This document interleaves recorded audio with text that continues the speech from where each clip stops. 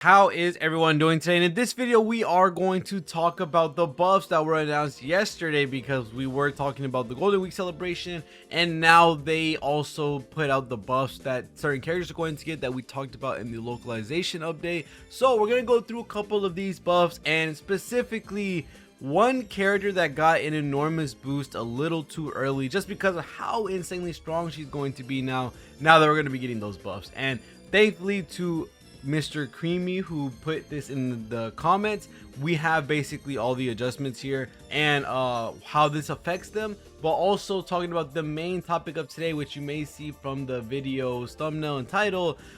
We probably have a must pull in the game at the current moment, especially for those that are waiting for Angel Beats, for those that are waiting for a lot of these other characters coming into the game.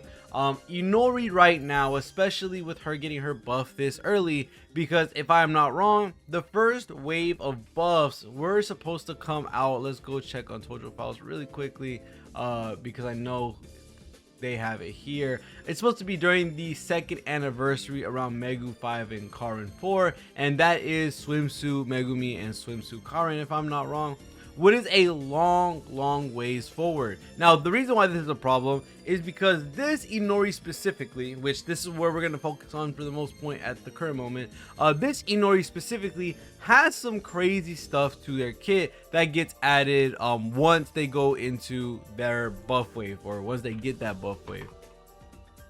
Inori is going to be getting an enormous boost of all that she has. She is going to not only get a 400% weakness damage regardless of attribute resistances.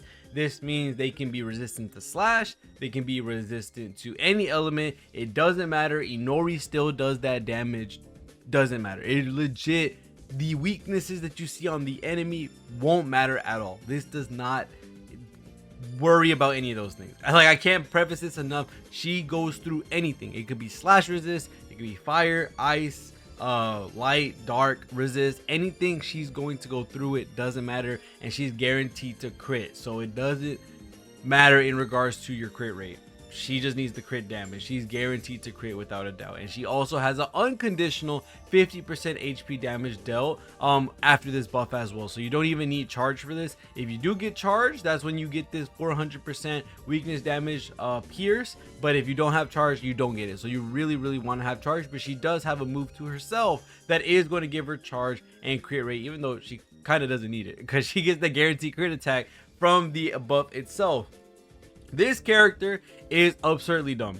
The reason why I say this is because she is in an era, which I'm gonna have gameplay in the background for you, that way you can understand how strong she is. Yes, there will be some JP exclusive units on this showcase that you're seeing, but it doesn't take away the fact that they're still going against JP style bosses, which they're a little bit stronger than the ones we have currently in EN, which just proves to show that she's still viable up until this day in JP, even till current day JP. And with being in the area where you can do 400% weakness damage regardless of attributes, the comparison that I was told by Bakasa, the owner of course of Tojo Files, is that imagine if Sutama came out on the standard banner, like on the release banner when EN went up. Why would you pull for Saika 2? Why would you pull for any of these other buffers? Why would you pull for Mia? Why would you pull for Mua? All of these other characters, right? You're pulling for Sutama so early. Why does this matter? And this is a really big reason to why Inori is just a really strong character, because if we go into the team section and we kind of build a team for her, which I'm trying to figure out which one I can let go of so I can just go ahead and use it. I think this one's fine to do so. If we go into teams, if we look at how she is, or how this Inori works, Inori is a slash pierce unit, and she has no element to her because it doesn't matter. She overrides any resistances and she just goes straight through it. I don't have the Inori, but let's pretend I do. The Inori would be up here. So this is your attacker, and then you would throw in the usual characters that you would be looking for in terms of the buffers. So you have Yinksha, and then you have Saika SS2. This is an example. You don't have to have these exact characters. We have Sutama coming in the future, who is going to aid out this Inori as well. And so you have Saika for the crit rate, crit damage. You have Yinksha for the hit count. Now all you're looking for right now is your defender or your healer. So let's go ahead and throw someone like Aoi on the team, and that's going to be the core, I guess you could say, of the team. So you already have 4 characters out. You have Inori, your attacker, buffer, and then you have Aoi. Then you can throw in your debuffers. Characters are going to make it a little bit easier to do damage with regular defense down to help you out. So let's say we can throw out Mia SS2. You can throw out any other characters like Megumi SS3, I think, if I'm not wrong. Oh, Megumi SS2, my bad. Any character that has defense down. And then realistically, after that, if you really want to, you can just bring out a devastation unit of your choice. Maybe matching the element, maybe not. Maybe you want to have another sustain on the team like Tama, so you throw in another Tama, and there you go. There's your team. The thing about this Inori specifically, the one that we are getting the buff for, is that she doesn't have an element, so she doesn't need a fielder. This means that realistically, the team that you're going to be pulling for is going to be a little bit less intensive because you don't have to pull for specific characters, like how we have Megumi SS3 for the fire fielder, how we have Tsukasa 3, if I'm not wrong. I'm trying to get all the numbers right. If I get them wrong, my bad. We have Tsukasa, we have Megumi. These characters are the premier fielders that give the stronger field and also give them their assorted boosters, while Tsukasa has crit rate, crit damage. Megumi has fire defense down, right? There's no need for these characters if you have a character that overrides all of the resistances and overrides all of the things that, you know, matter in an element team. You're doing so much damage, and right now being comparable to where JP is at, you're just gonna dumpster through all the content on EN until we end up catching the JP. So realistically, Inori is just an overall really strong character, and a character that by all means will just clear everything in the game up until, you know, current day JP. And of course, when you pull her today, she's not going to be busted as heck. You have to wait until the 180-day celebration where this first wave of buffs are going to come through, and then you're basically have that god tier unit who's going to be #1 for quite some time, and evens out to be still one of the top tier picks in current day JP, which is absolutely insane to think of. This does change the way a lot of people are going to pull, because they don't have to worry about fielders, because they don't have to worry about elemental supports. Inori is just going to be the character that a lot of free-to-play players, a lot of low spenders, a lot of medium spenders are just going to immediately go ahead and go into when it comes to the damage that she's able to do, when it comes to how much content she can just steamroll, because she doesn't care about weaknesses. She just goes straight through it, and we're really ahead of our time at the current moment for when Inori is supposed to be here, and now that she's actually here. So Inori is definitely one of the strongest characters to date, not only for right now in EM but also current day JP. So she is by far, if I had to give a unit a must pull rating, it might be Inori now. And it's kind of crazy because she was a character that, although you could have pulled on and it would have been a really good investment regardless, because like I said, she's still good in JP, and I even show you gameplay on JP why she's still so good. The fact that she's able to pull those numbers out, take those bosses out as she does in JP, she's just gonna dumpster on everything on EN at the current moment. So this has become an investment character to an automatic like must pull giga god tier character, which is kind of insane to think about how she's built herself up immediately with that buff announcement, which is a little insane.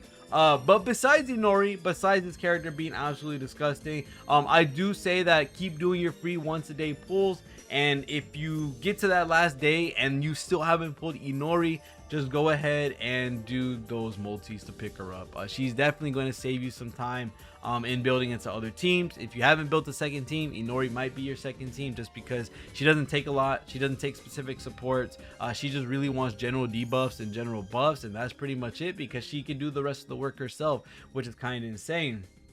So do your daily pulls on the last day, finish up your pulls, probably get Inori if you can. Good luck to everyone that's pulling for Inori after the news, which is kind of insane that they did this. But let's go ahead and talk about the other buffs really quickly. The other buffs when it comes to what we're getting is going to be Bungo, which is the Christmas Bungo, getting a 50% DP efficiency modifier, which is going to allow you to, of course, break shields a little bit easier and meant a perma reduce the enemy's defense. Now, this is a really good thing to have for this Bungo, because, of course, perma defense down means that they're permanently going to be debuffed, which that kind of goes hand in hand. I kind of said the same thing, but the main thing to know is that because it's a perma defense down, the defense down potency, like how much defense down the enemy is losing, is going to be significantly dropped by a good amount when it comes to a regular defense down and a perma defense down. If the regular defense down is up here, perma defense down is probably down here when it comes to the potency of that specific defense down. So although a really nice thing to have on a character, not necessarily the most game breaking thing. It looks game breaking, it isn't, but it's just a really nice thing to have. That goes for a lot of the characters on this list for the most part. And then she's also going to be getting a limit break 0 passive of light skill attack, being able to get increased for all allies on the team, which is really nice. So could be going on the light team and help you out if you don't have anything else, which, like I said, that's going to be the main focus of a lot of these buffs that are going to be around Inori, which I think Inori is just by far the MVP result or MVP character that will be targeted towards this buff patch. The next one to talk about, which is going to be a little bit stronger for most people, is going to be Tsukasa 2, which is the swimsuit Tsukasa.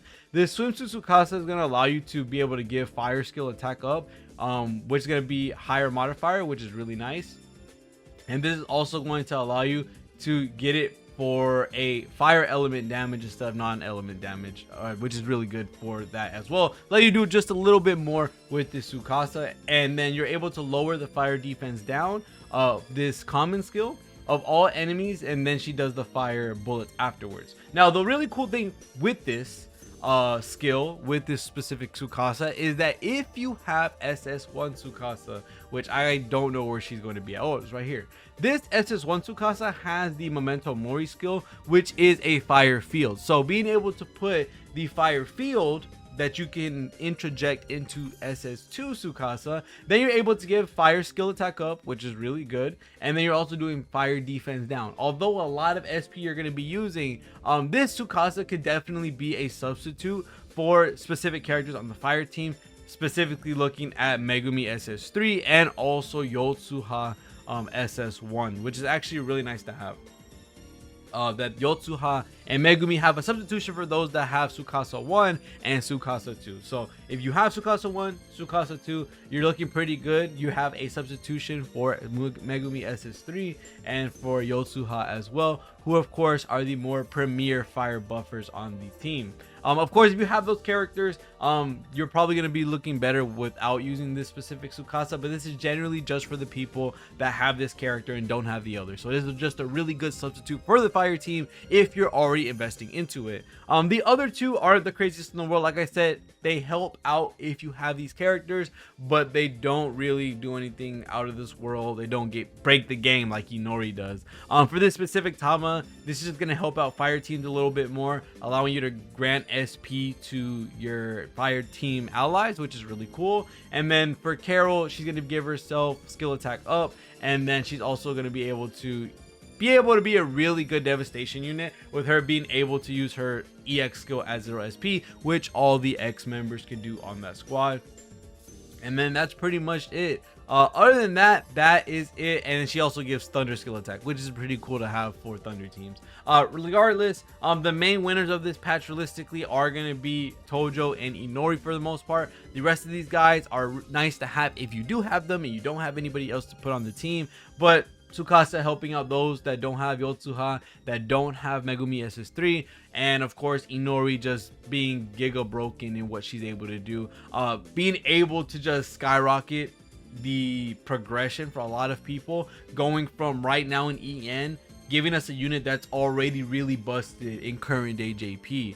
She's still going to be really strong. We're going to have to wait till May for that patch where she's able to get all of this stuff, but it's not that far of a stretch to go through. Getting her right now is probably your best bet as a free-to-play, low spender, mid spender, all that different type of stuff. So pulling her will 100% give you what you want, but be mindful with Inori giving this as well, which is a big shock to everyone. Inori being this good, remember that Angel Beats is like right here as well. We're getting close to Sharo, which is for Thunder teams, for those that have been already investing into Thunder teams, which sucks that Inori came this early with the buff, because this kind of shuts down like everybody's like building plans for the most part. And then we also have Unison and also Suit Tama coming very, very soon as well with the schedule that we're on at the current moment. So yeah, there's a lot to go over in these coming days. But yeah, Inori's buff is insane. Make sure to grab Inori if you can. By all means. If you don't, maybe you'll pick her up on a off-rate banner or something. I definitely will be pulling for her on the last day, so you should probably expect a video looking over that in the future. But other than that, thank you guys so much for watching. Always in the video. See y'all guys in the next one, and peace.